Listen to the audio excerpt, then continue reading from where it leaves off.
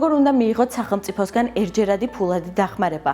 ერთჯერად ფულად დახმარებას სახელმწიფო გადაუდებელი ან განსაკუთრებული საჭიროების შემთხვევაში აძლევს დევნილს.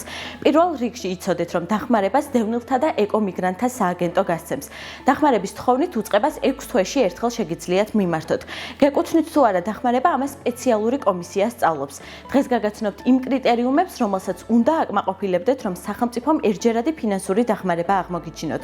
თქვენ შეგიძლიათ მოითხოვოთ ერთჯერადი ფინანსური დახმარება თუ ხართ მრავალშვილიანი და ოჯახის შემადგენლობაში არის 3 და მეტი 18 წელზე ნაკლები ასაკის ბავშვი. თუ გაქვთ მკვეთრად გამოხატული შეზღუდული შესაძლებლობის მქონე პირის სტატუსი, თუ დევნილი ოჯახი რეგისტრირებულია სოციალურად დაუცველი ოჯახების მონაცემთა ერთიან ბაზაში და მისი სარეიტინგო ქულა შეადგენს 30,000-ზე ნაკლებს. თუ გაქვთ ონკოლოგიური დაავადება, თუ საჭიროებთ ქირურგიულ ოპერაციას და თქვენი სარეიტინგო ქულა 100,000-ზე ნაკლებია. თუ გაქვთ მარტოხელა მშობლის ქვრივი სტატუსი, განცხადების დაწერა თანხის მიღებაზე შეუძლია დევნილს, რომელსაც გარდაიცვალა ოჯახის წევრი და სოციალური ქულა 100,000-ზე ნაკლებია. ასევე ომის ვეტერანის ომში დაღუპულის და მარჩენალ დაკარგული სტატუსის მქონე პირებს, ან ქალებს, რომელიც ძალადობის მსხვერპლი არიან და აქვთ შესაბამისი სტატუსი.